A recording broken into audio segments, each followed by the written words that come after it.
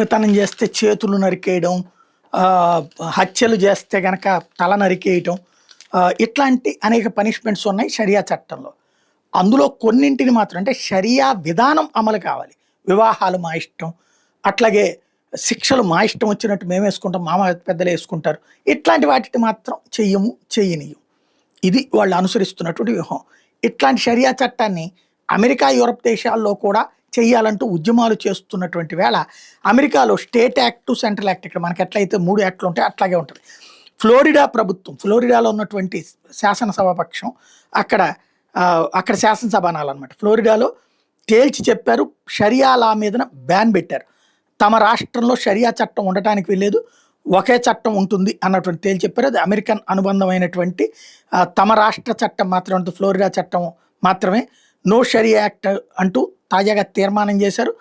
ఫ్లోరిడాకి సంబంధించి ఏదైతే కోర్టులో కూడా దీని మీదనే అఫిడవిట్ కూడా ఇవ్వడానికి సిద్ధమని చెప్పింది. వీళ్ళు కోర్టులో కూడా కేసులు వేస్తున్నటువంటి వేళ కోర్టుల్లో ఎక్కడా కూడా షరియా కోర్టులు ఏర్పాటు చేసేటటువంటి అవకాశం లేదు, అనుమతించము అని తేల్చి చెప్పింది.